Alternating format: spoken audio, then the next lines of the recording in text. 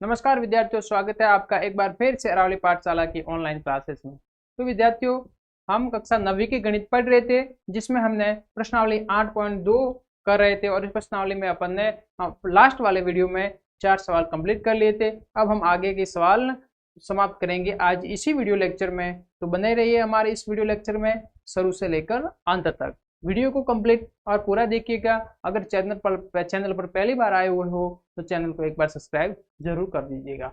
चलिए, तो आज के अपन ने लास्ट वाले वीडियो में कहाँ तक देखा था। सवाल नंबर 4 अपन ने कंप्लीट कर लिया था। आज अपन करेंगे सवाल नंबर 5वां।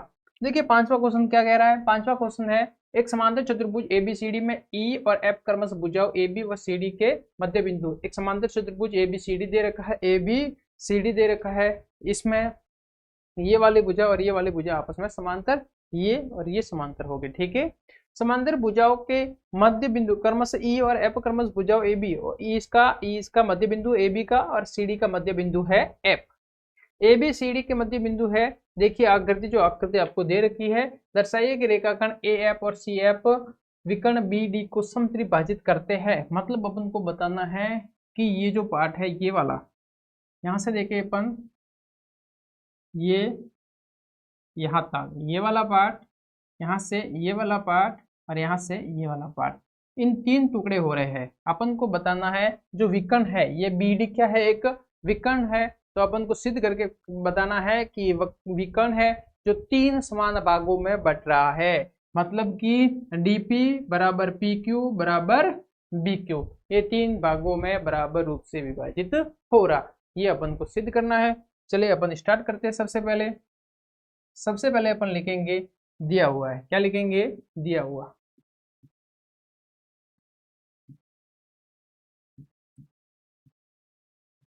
दिया हुआ है। सबसे पहले अपन लिखेंगे दिया हुआ है। दिया हुआ में क्या दिया हुआ है? ए बी सी डी एक समांतर चतुर्भुज।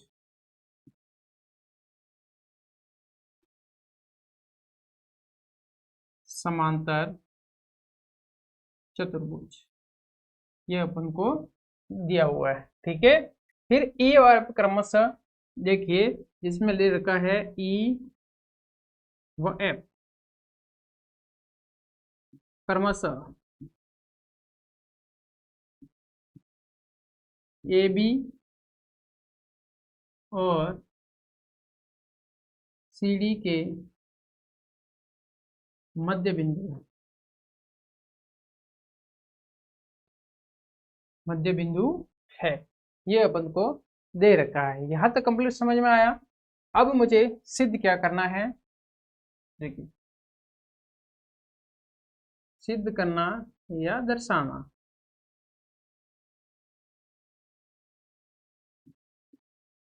आप दोनों तरीके से आप लिख सकते हो। या तो आप लिख सकते हो कि ए एफ और सी एफ, ए एफ और ई सी विकर्ण बी डी को समत्रिभाजित करते हैं। समत्रिभाजित अपन इससे भी लिख सकते हैं। इसको अपन को सिद्ध करना है DP equal P Q equal B Q, ये अपन को सिद्ध करके या दर्शाना है, अपन को प्रूव करना है। ठीक है, अब अपन लिखेंगे उत्पत्ति। सॉरी,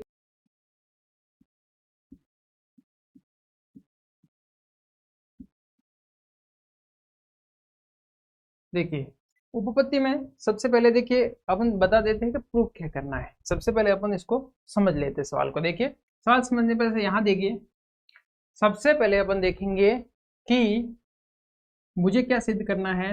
अगर मैं ऐसा कर दूं कि जो एफ है वो मध्य बिंदु मुझे दे रखा है, यहाँ से ई मुझे मध्य बिंदु दे रखा है, दोनों ही मध्य बिंदु है।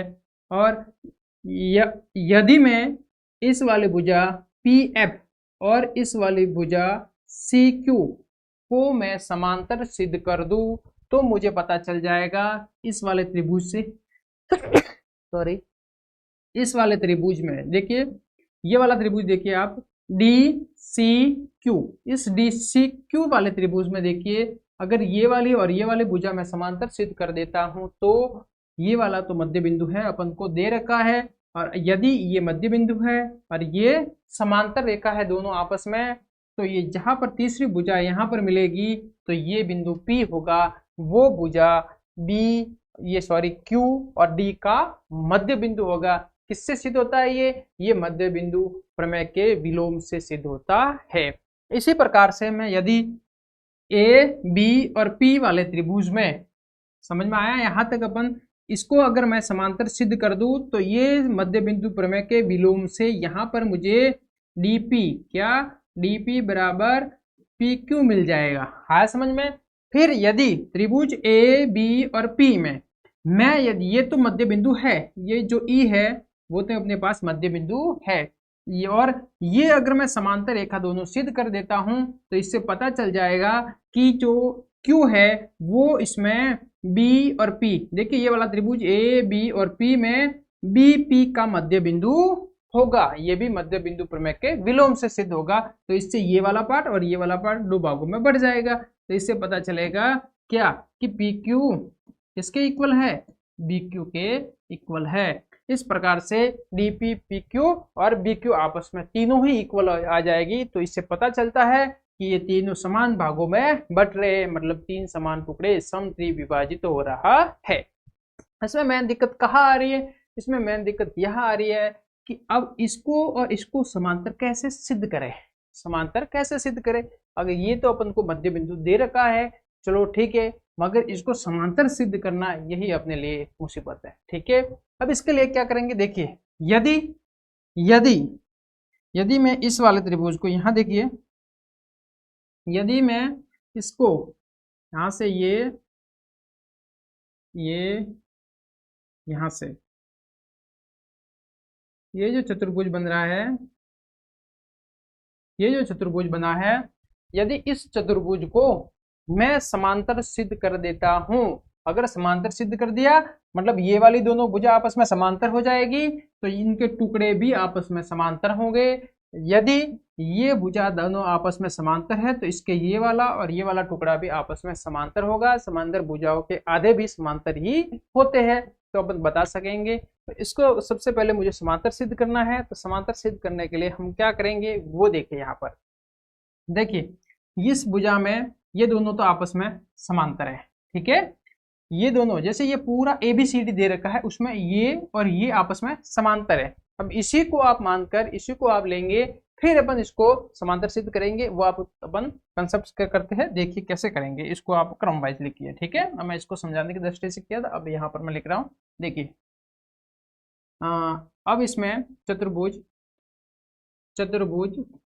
ABCD में, ठीक है, इसमें कौन कौन से भुजा समांतर है, AB, ठीक है, AB समांतर, AB समांतर है CD के, ठीक है, AB और CD आपस में क्या है, समांतर है, कंप्लीट। देखिए फिर AB और DC समांतर भी है। तो आपको बताया हुआ है कि समांतर चतुर्भुज में क्या होता है, समांतर चतुर्भुज में आमने सामने की भुजा समांतर भी होती है और इक्वल भी होती है, ठीक है। तो यहाँ से अपन बता सकते हैं कि देखिए AB और CD तो समांतर तो है, ये मैं पहला लिख देता हूँ, ठीक है। फिर अपन बोल सकते हैं इसको कि AB और CD इक्वल होंगे, ठीक है। यदि मैं इसमें 2 का डिवाइड कर देता हूँ, इसमें भी 2 का डिवाइड कर देता हूँ, तो क्या आएगा मेरे पास, यहाँ देखिए पूरी भुजा है, इसमें 2 का डिवाइड कर दिया मतलब आधी हो गई। तो ये आधा तो ये और आधा ये, मतलब इसका आधा क्या होगा, आप DF भी लिख सकते हो और CF भी लिख सकते हो, ठीक है ना। अब पूरे AB का आधा क्या होगा, AE भी लिख सकते हो और BE भी लिख सकते हो, आधे आधे भागों में बट गए। तो AB की जगह मैंने लिखा A, क्या लिखा, A बराबर, फिर क्या था CD का आधा मैंने लिखा CF, ठीक है, ये नंबर 7 कंप्लीट। यहां तक समझ में आया आपको अच्छे से। फिर देखिए अब ये समीकरण 1 से देखिए, ये वाला और ये वाला, देखिए आप इसको समीकरण नंबर 1 ना देख के ऐसे आप सीधा लिख देना, ठीक है। देखिए क्योंकि ये और ये दोनों ही भुजा आपस में समांतर है, ठीक है। तो इनके अगर टुकड़े आधे होंगे वो भी समांतर ही होंगे। अब अपन इसको टुकड़े करने जाए, देखिए ए बी और सी डी समांतर है, तो इसके आधे मतलब सी एफ इसका आधा है, तो सी एफ भी समांतर होगा किससे, ए ई से, ए ई। इसको आप दे दीजिए सेकंड में, ठीक है, समझ में आया। इसको है ना पास पास लेकर, ताकि आपको अच्छे से समझ में आ जाए, ठीक है, यहाँ तक समझ में आया अच्छे से। फिर देखिए आगे, आगे देखिए, एक व दो से मैंने आपको क्या बताया था कि यदि चतुर्भुज के आमने सामने की भुजा समांतर भी है और इक्वल भी है, तो वो चतुर्भुज समांतर चतुर्भुज कहलाता है, ठीक है। तो इस चतुर्भुज में देखिए आमने सामने की ए मतलब ए ये वाली भुजा और सी एफ भुजा आपस में इक्वल भी है, और सी एफ और ए आपस में समांतर भी है, ठीक है, दोनों ही बात सिद्ध हो रही है। अतः ये वाला चतुर्भुज कैसा, समांतर चतुर्भुज होगा। ए ई सी एफ एक समांतर चतुर्भुज है, यहां पर लिखेंगे अतः ए ई सी एफ एक समांतर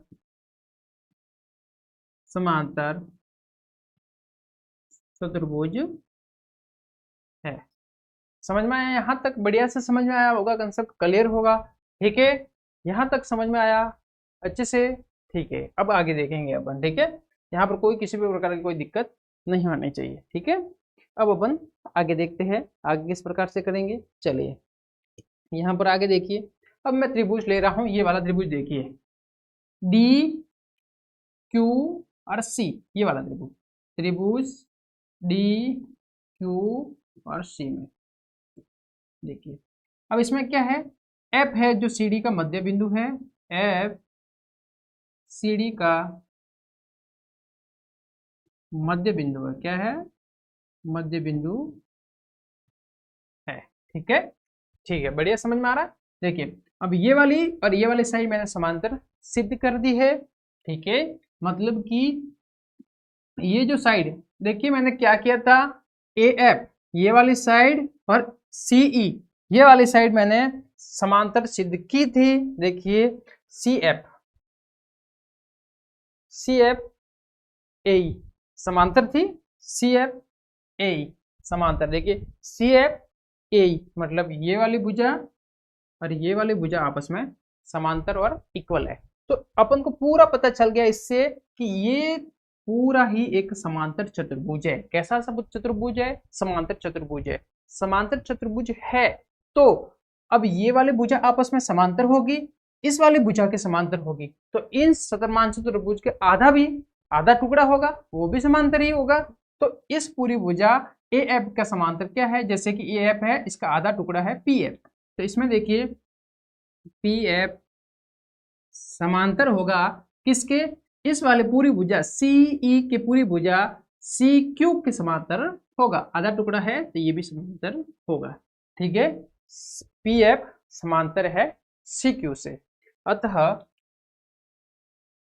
मध्य बिंदु प्रमेय का विलोम क्या कहता है, यदि एक भुजा का मध्य बिंदु जैसे एक भुजा का मध्य बिंदु से कोई रेखाखंड जा रहा है जो दूसरी भुजा ये वाली जो सी क्यू है इस भुजा के समांतर है, तो वो तीसरी भुजा के मध्य बिंदु पर प्रतिच्छेद करता है, या यहाँ पर जो कट करेगा, यहाँ पर जो मिलेगा वो इसका तीसरी भुजा का मध्य बिंदु होगा।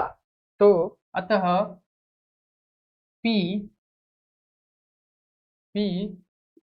डी क्यू का मध्य बिंदु है, मध्य बिंदु प्रमेय के विलोम से। यहाँ पर अपन क्या लिखेंगे, मध्य बिंदु प्रमेय के विलोम से। आया समझ में, यहाँ तक अच्छे से समझ में आ रहा है कंसेप्ट, ठीक है। यहाँ अपन लिखेंगे कि ये वाला जो ये तीसरी भुजा का ये बी क्यू का मध्य बिंदु है, यहाँ पर लिखेंगे D P equal P Q, समीकरण नंबर 3 कंप्लीट। यहाँ तक समझ में आया। इसी प्रकार अब त्रिभुज लेंगे, इसी प्रकार एज इट इज, मतलब इसके जैसा ही ये वाला त्रिभुज लेंगे। देखिए बी ए बी पी, ए त्रिभुज ए बी पी में। देखिए इसी में मैं ऐसा ही सिद्ध करूंगा। देखिए ई है वो ए बी का मध्य बिंदु होगा और ए पी और ई क्यू आपस में समांतर होगा। क्यों समांतर है? ये भुजा आपस में समांतर है तो ये इसके टुकड़े हैं वो भी आपस में समांतर ही होंगे। अतः एक भुजा का मध्य बिंदु और यहाँ से जो रेखाखंड जा रहा है मध्य बिंदु से वो दूसरी भुजा के समांतर है तो वो तीसरी भुजा को मध्य बिंदु पर प्रतिच्छेद करेगा, यहाँ पर मध्य बिंदु पर मिलेगा। तो इससे सिद्ध होता है अपन डायरेक्ट जो पहले वाला जो प्रोसेस किया फर्स्ट त्रिभुज पहले त्रिभुज में वो का वो ऐसा का ऐसा ही एज इट इज करना है। इसीलिए अपन वो पूरा न लिख के इसी प्रकार लिख कर अब आगे अपन कर सकते हैं। इससे सिद्ध होगा कि पी क्यू इक्वल होगा किसके? बी क्यू के। इस समीकरण नंबर 4, ठीक है, थर्ड व फोर्थ से।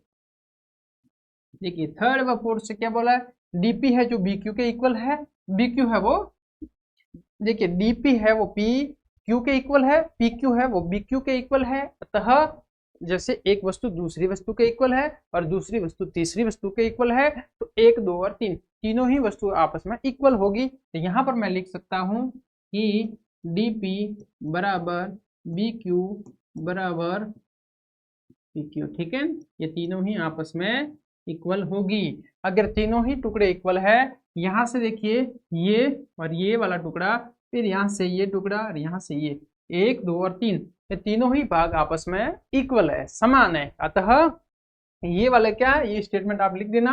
अतः रेखाखंड एफ सी एफ सीई विकर्ण बी डी को समद्विभाजित करते हैं। यहाँ से आप ये स्टेटमेंट आप लिख सकते हो। देखिए सबसे नीचे क्या लिखना है यहाँ से, अतः उसको आप नीचे लिख दीजिए। अतः रेखाखंड एफ और सी विकर्ण बी डी को समत्रिविभाजित करते हैं, ठीक है ना। क्यों? इससे अपन को पता चल गया समत्रिविभाजित करते हैं। यहाँ तक सवाल समझ में आया अच्छे से। इस प्रकार से अपन ने ये 5th वाला सवाल अपन ने यहाँ पर कंप्लीट कर लिया है। अब अपन आगे बढ़ते हैं अपने नेक्स्ट वाले क्वेश्चन जो इस प्रश्नावली का और इस चैप्टर का लास्ट क्वेश्चन है, ठीक है। समझ में आया अच्छे से? चलिए अब अपन आगे बढ़ते हैं। देखिए अपन का अंतिम वाला सवाल है अपने ये वाला सवाल। एबीसी एक त्रिभुज है, क्या है? त्रिभुज है, एबीसी एक त्रिभुज है। तो अपन त्रिभुज सबसे पहले त्रिभुज बना देंगे। क्या करेंगे? त्रिभुज बना देंगे। चलिए एक त्रिभुज है तो अपन ने यहाँ पर ये त्रिभुज बना दिया, ठीक है। अच्छे से बनाना, ये वाला त्रिभुज बनाना। ये त्रिभुज आ गया। चलिए ए बी सी जिसमें इसका कोण सी समकोण है। क्या कौन सा कोण समकोण है? सी समकोण। यहाँ पर लिखा है जिसका कोण सी, कौन सा कोण सी समकोण है। तो यहाँ पर मैं लिखूंगा, देखिए ये जैसे कि ये बिंदु मेरे कोण सी समकोण है तो यहाँ समकोण पर मुझे सी लेना पड़ेगा, ठीक है। फिर मैंने यहाँ पर ए रखा, फिर ये वाला आ गया अपने बी बिंदु आ गया, ठीक है। कोण ए बी के मध्य बिंदु एम से होकर बी सी के समांतर खींची गई रेखा AC को D पर प्रतिच्छेद करती है। तो यहाँ से मुझे एक रेखा खींचनी है। देखिए यहाँ से एक रेखा आएगी, यहाँ से ये यहाँ पर, ठीक है। चलिए आया समझ में? यहाँ पर एक रेखा आ गई है, इसका नाम मुझे देना है M। क्या देना है? M, ठीक है। M AB के मध्य बिंदु M से होकर एक BC एक रेखा खींचनी, और रेखा कौन सी है? BC के समांतर। BC कौन सी है? ये जो भुजा है BC, क्या है? BC, ठीक है। तो BC के समांतर खींची गई रेखा AC, यहां से एक रेखा जाएगी ये वाली, ठीक है। खींची गई रेखा AC को D पर प्रतिच्छेद करती है, तो मुझे इस बिंदु का नाम देना है D। चित्र बन गया मेरे पास, ठीक है। ये एक अपन ने एक्स्ट्रा रेखा खींची है ताकि आपको अच्छे से समझ में आ सके, ठीक है। देखिए C से M बिंदु है, ये AB का मध्य बिंदु है। फिर एम से एक रेखाखंड ऑफ ए सी को प्रतिच्छेद करने वाली रेखा खींची जो बिंदु डी पर मिलती है, जो बी सी के समांतर भी है। ठीक है ना। आपको इसमें तीन चीजें आपको सिद्ध करके बतानी है। फर्स्ट वाली ये है, सेकंड वाली ये है, थर्ड वाली भी है। यहाँ पर मैं थर्ड लिख दे रहा हूँ। थर्ड वाला क्वेश्चन भी है अपने पास। थर्ड वाला क्वेश्चन है ए बी। थर्ड वाला क्वेश्चन है, इसमें C M A M C M equal A M equal 1/2 A B. ये थर्ड वाला क्वेश्चन। ठीक है ना। ये तीन क्वेश्चन आपको सिद्ध करके बताने हैं इस क्वेश्चन में। चलिए तो यहाँ पर स्टार्ट करते हैं अपन गिवन। सबसे पहले दिया हुआ क्या दिया हुआ है,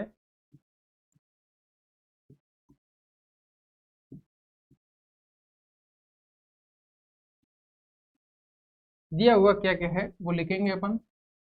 चलिए चलिए, एबीसी एक त्रिभुज है। त्रिभुज ए बी सी एक समकोण त्रिभुज।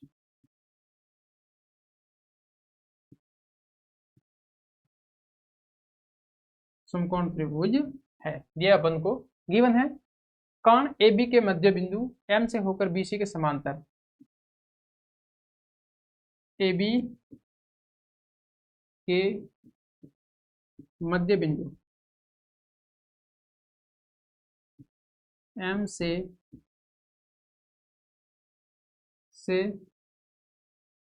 होकर होकर बी सी के समांतर रेखा, ये अपन को दे रखा है। ठीक है ना। अब मुझे लिखना है यहाँ पर क्या सिद्ध करना है वो लिखना है। ठीक है ना।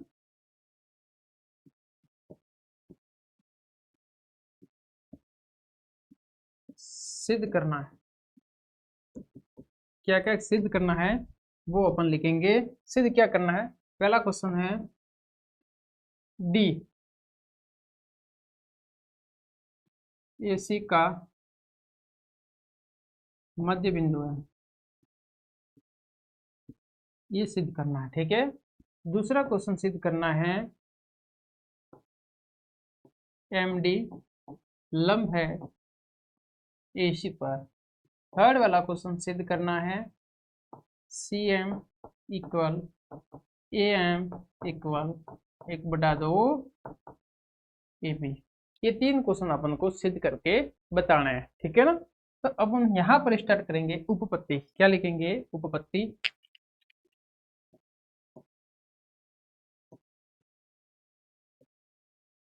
देखिए पहला क्वेश्चन है, फर्स्ट वाला देखिए, डी ए सी का मध्य बिंदु, ये मुझे सिद्ध करना है। डी का है, ये डी है, उसे ए सी का मध्य बिंदु सिद्ध करना है।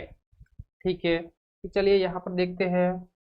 सबसे पहले मुझे क्या दे रखा है, मध्य बिंदु प्रमेय यहाँ पर सीधे सीधे काम कर रही है। क्या कि देखिए ये जो है, ये जो लाइन है ये समांतर रेखा है, ये आपको पता ही है। तो ये जो लाइन है ये किसके समांतर है, ये जो लाइन थी रेखाखंड था वो इस बी सी के समांतर है। ये अपन को दे रखा है। यहाँ देखिए एम से होकर जाने वाली बी सी के समांतर रेखा खींचनी है, तो ये डी एम है वो समांतर है बी सी के। और ये ए बी है, उसका मध्य बिंदु है एम। तो आपको पता है कि एक भुजा का मध्य बिंदु से खींचा गया रेखाखंड यदि दूसरी भुजा की रेखा के समांतर हो, मतलब इस वाली के ये समांतर है, तो ये वाला इसका मध्य बिंदु होगा, मध्य बिंदु प्रमेय के विलोम से। तो यहाँ पर मैं लिखूंगा, चलिए यहाँ पर लिखते हैं त्रिभुज ए बी सी में, ठीक है, एम एम ए बी का मध्य बिंदु, यहां तक समझ में आया। चलिए आगे बढ़ते हैं। फिर देखिए क्या, जो डीएम है वो समांतर है बीसी के। ठीक है ना। अतः अतः जो डी है, डी ए सी का मध्य बिंदु है। किससे होगा ये, मध्य बिंदु प्रमेय के विलोम से। मध्य बिंदु प्रमेय के विलोम से ये सिद्ध होता है। आया समझ में? यहाँ तक कंप्लीट हो गया। अब अपन देखते हैं अपना सेकंड वाला क्वेश्चन। सेकंड क्वेश्चन सिद्ध करना है अपन को कि एमडी है वो एसी पर लंब है। मतलब कि जो एमडी ये वाली भुजा है वो इस एसी भुजा पर लंब है। तो यहाँ पर सीधा कंसेप्ट देखिए, यहाँ से बढ़िया से समझिए। देखिए ये जो लाइन है, ठीक है, अब यहाँ से ये जा रही है, ये है डी और ये है एम। अपन को बताना है कि भाई ये भुजा जैसे ए थी और ये सी था, तो ये बताना है कि एम डी है वो ए सी पर लंब है। तो ये लंब का मतलब यहाँ पर वो 90 डिग्री का एंगल बनाती है, ऐसा अपन को सिद्ध करना है। चलिए, तो यहाँ से एक और रेखा जा रही है, मतलब ये जा रही है, ये यहाँ पर ये कौन सी है? बी है। कौन सा है? बी है। तो सीधा आपको नजर आ रहा है, यहाँ से आप देखिए, सीधा देखिए, यहाँ से आपको दिखाई दे रहा होगा जो ये वाला कोण है इसका और इसका ये वाला कोण है, ये कैसे कोण है? संगत कोण है। कैसे कोण है? संगत कोण है। संगत कोण आपस में बराबर होते हैं। तो मैं यहाँ पर लिखूंगा त्रिभुज, सॉरी यहाँ पर मैं लिखूंगा, देखिए कोण ए डी एम, मतलब ए डी और एम, ये वाला कोण, ठीक है ना? कोण ए डी एम बराबर कोण, ये वाला कोण आएगा इसके बराबर, मतलब डी सी बी। ये लिखो आप, बी सी डी, ये लिखो, कुछ भी आप लिख सकते हो, ठीक है ना? मैं लिख रहा हूँ डी सी बी, ठीक है। आपस में इक्वल होंगे, संगत कोण। कैसे कोण होंगे? संगत कोण, समझना इसको, ठीक है? संगत कोण बराबर होते। और अपन को पता है कि जो सी तो समकोण है। कैसा है? सी समकोण है। डी सी बी बराबर 90 डिग्री है। तो यहाँ से एडीएम कितना आ जाएगा? एडीएम बराबर 90 डिग्री। और यहाँ पर 90 डिग्री बन रहा है, इसका मतलब यहाँ पर 90 बनेगा। इसका मतलब क्या होता है? यहाँ पर 90 डिग्री का एंगल बना, मतलब ये जो डीएम है वो एसी पर लंब है। तो यहाँ पर मैं लिखूंगा अतः डीएम लंब है एसी पर। समझ में आया कंसेप्ट? बढ़िया से समझ में आया? यहाँ तक किसी भी प्रकार की कोई प्रॉब्लम नहीं होगी, ठीक है? यहाँ से चलिए आगे बढ़ते हैं अपन। चलिए, इतना आपको कंसेप्ट क्लियर हो गया हो तो अब अपन देखेंगे अपना सवाल number third. Question number third है इसका। थर्ड देखिए, अपन को इक्वल बताना है ए सी एम ए एम और 1/2 ए बी का इक्वल बताना है। तो यहाँ पर देखिए मुझे दो त्रिभुज लेने हैं। यहाँ पर मैं कौन से दो त्रिभुज लूंगा? यहाँ पर देखिए मैं आपको बता रहा हूँ दो त्रिभुज। एक तो ये वाला त्रिभुज, ये जो वाला त्रिभुज है, एक ये वाला त्रिभुज लूंगा। ये दो त्रिभुज लूंगा, ठीक है ना? समझ में आ रहा है? दिखाई दे रहा है? चलिए बढ़िया से ये दो त्रिभुज लेंगे, फिर अपन इसको हल करेंगे, सर्वागम सिद्ध करेंगे, ठीक है ना? देखिए त्रिभुज A D M, A D M व त्रिभुज एडीएम त्रिभुज और सी डी एम ये वाले दो त्रिभुज मैंने लिए। अब इसमें समानता बतानी है, सर्वागम सिद्ध करना है, तो क्या करेंगे? चलिए यहाँ पर देखते हैं। इसमें ये वाला कोण 90 का बन रहा है। देखिए यहाँ पर ये जो कोण 90 का है, तो इसके पास वाला ये भी क्या होगा? 90 का होगा। ये और ये आपस में इक्वल है क्योंकि डी इसका मध्य बिंदु है। ये जो साइड है वो दोनों में आ रही है जो कॉमन है। अतः तीन साइड अपन को इक्वल, तीन चीजें अपन को इक्वल लिख गई है। यहाँ पर कौन कौन सी? यहाँ पर मैं लिखूंगा ए डी बराबर सी डी, ठीक है ना? क्यों?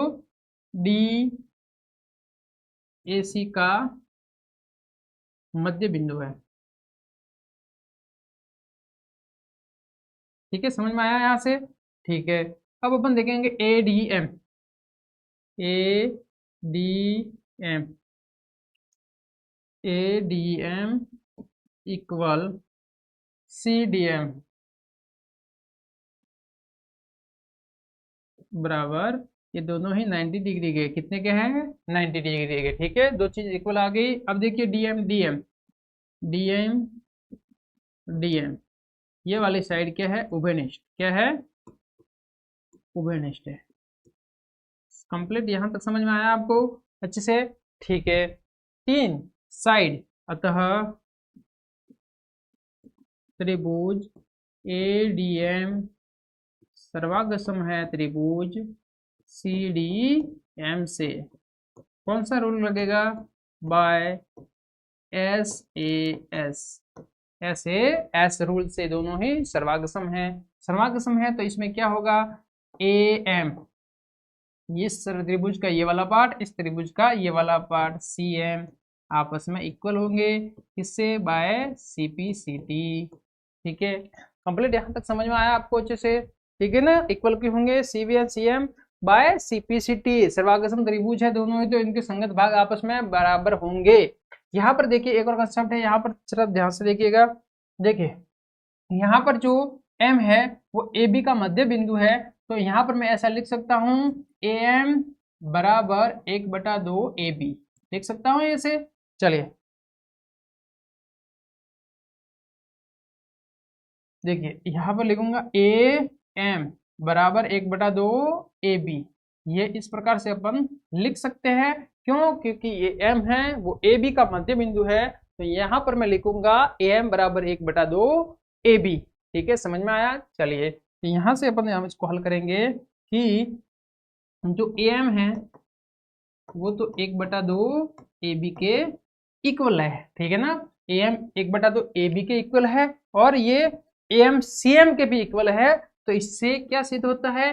AM equal CM equal 1/2 AB, ये इससे प्रूफ होता है। आया समझ में? मतलब AM है जो CM के इक्वल है, और AM 1/2 AB के भी इक्वल है, तो ये तीनों ही आपस में क्या हो जाएंगे? इक्वल हो जाएंगे। इस प्रकार से अपन ने इस क्वेश्चन को कंप्लीट कर लिया। ये 6 वाला क्वेश्चन इस प्रकार से हल किया जाता है। अगर आपको अच्छे से समझ में आया होगा, और हमारे चैनल को ज़्यादा से ज़्यादा शेयर, लाइक, शेयर, सब्सक्राइब कीजिएगा। धन्यवाद। बहुत ही जल्द मिलते हैं अगले लेसन के साथ। धन्यवाद।